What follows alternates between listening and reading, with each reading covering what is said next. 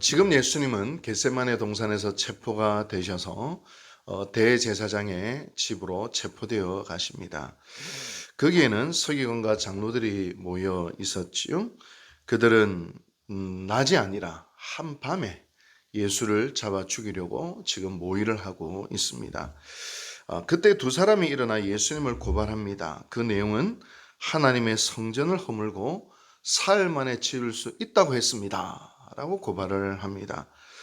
여러분, 율법의 규정에 보면 두 명 내지는 세 사람의 증언으로 이제 판결을 내리거든요.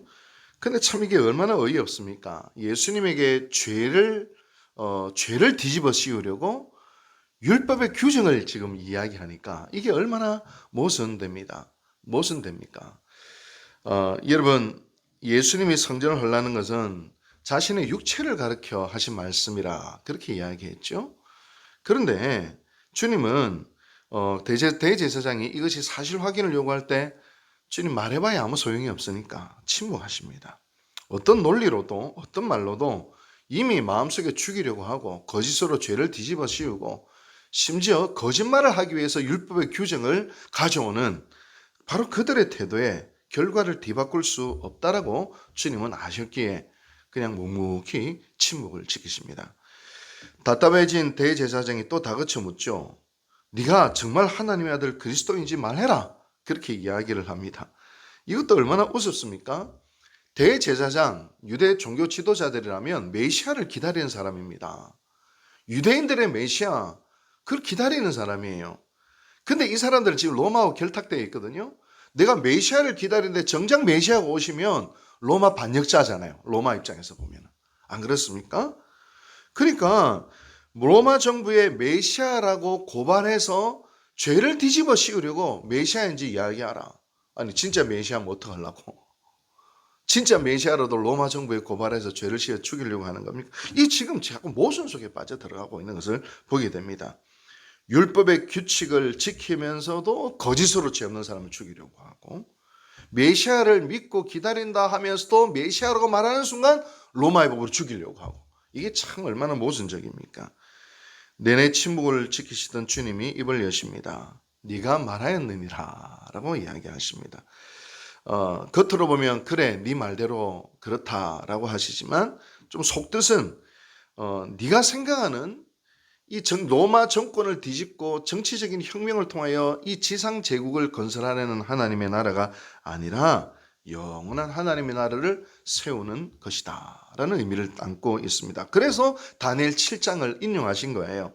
이후로 인자가 권능의 우편에 앉아 있는 것과 하늘 구름 타고 오는 것을 너희가 보리라. 한마디로 주님은 십자가 뒤에 있는 부활 뒤에 있는 승천, 그리고 언젠가 오게 될 재림까지도 이야기하고 계시는 것이죠. 하나님의 나라를 이룬다는 메시지인 것입니다. 대제사장은 성경 박사이기 때문에 이 말의 의미를 알고 있었어요. 그리고 저 말이 사실이라면 하는 마음 한구석에 두려움도 있었을 것입니다. 이런 마음 한구석에 혹시라고 하는 두려움을 이게 이기기 위해서는 어떻게 하는지 아십니까? 화를 내야 됩니다. 지금 대제사장이 지금 화를 내고 있습니다. 분노하고 옷을 찢으면서 신성모독이다 라고 이야기하는 것이죠. 여러분, 유대인들에게 있어서 레위기 24장 16절에 의하면 하나님을 모독하는 사람은 반드시 돌로 쳐 죽이게 되어 있습니다. 그런데 이제 지금 종교 지도자들이 사형을 집행할 권한은 없어요. 그래서 로마 총독을 설득하는 일만 지금 남은 겁니다. 하나님을 모독하는 죄로 사형을 결정합니다. 그들은 예수님의 얼굴에 침을 뱉고 주먹으로 치고 손바닥을 때리며 모욕을 합니다. 네가 그리스도면 너를 때린 사람이 누군지 맞춰봐. 그래도 되는 줄 알았던 것이죠. 이 죄가 지금 지옥에서 지금 얼마나 큰 죄를 저질렀는지 이제야 지금 알고 있겠죠. 이 말씀을 읽으면서 저는 주님의 고난을 묵상합니다. 여러분, 사람이 참 찾기 힘든 것은요, 억울함과 모욕입니다. 나는 사실은 이런 의도로 이야기를 했는데 그 사람은 잘못된 의도로 받아들이고 나에게 죄를 뒤집어 씌울 때 참 황당하기 그지가 없죠. 또 그것으로 인해 실제로 내가 사람들로부터 버림을 받고 그리고 공격을 당할 때 참 마음이 아픕니다. 그러나 주님은 그 모든 것을 견뎌내십니다. 반박하시지도 않고 공박하시지도 않고 침묵으로 모든 것을 흡수하십니다. 예수님은 왜 이렇게 자신의 능력을 다 내려놓고 수많은 모욕과 조롱과 수치와 학대를 당했을까? 그것은 우리의 구원 때문입니다.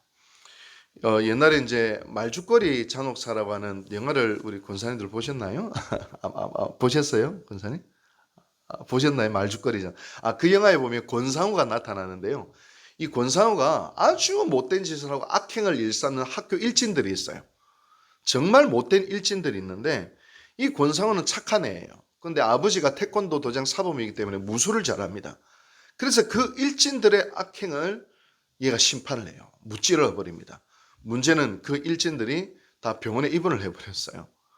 그러니까 어떻게 하면 그 일진들이 그 많은 악행을 저질렀고 심판을 했지만 이제 학교 입장에서 보면은 폭행을 해서 다 입원을 시켰으니까 이제 큰일 나게 된 거예요. 그러자 평생 무도인의 길을 꿋꿋이 걸어오고 누구에도 고개를 숙이지 않았던 아버지가 그 일진들의 부모에게 무릎을 꿇는 장면이 나옵니다. 용서해 주십시오 라고. 이게 부모의 마음이죠. 자식을 살리기 위해서. 지금 주님도 그 마음이에요. 나의 하나님의 자녀들을 살리기 위하여, 온 인류를 살리기 위하여 지금 묵묵히 침묵의 길로, 그 길로 걸어가십니다. 십자가의 길로 우리 주님이 가고 계십니다. 반박도 안 하고 설명도 안 하고 변명도 안 하고 그리고 그냥 묵묵히 걸어가십니다.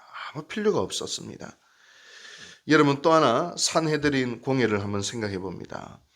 하나님의 일을 하는 최고의 종교 지도자들, 그들이 메시아를 지금 죽입니다.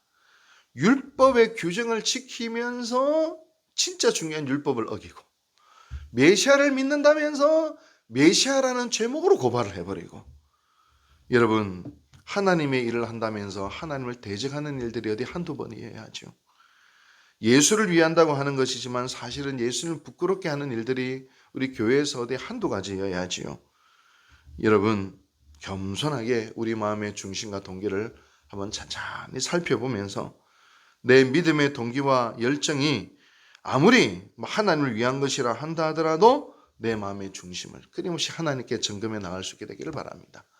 나의 혈기, 나의 욕망, 나의 뜻, 나의 체험, 나의 계획이 아니라 정말 주님의 뜻이 이루어지기를 원합니다 라고 예수님의 길을 겸손히 뒤따라갈 수 있는 우리 모두가 될 수 있게 되기를 주님의 이름으로 축복합니다. 기도하십시다.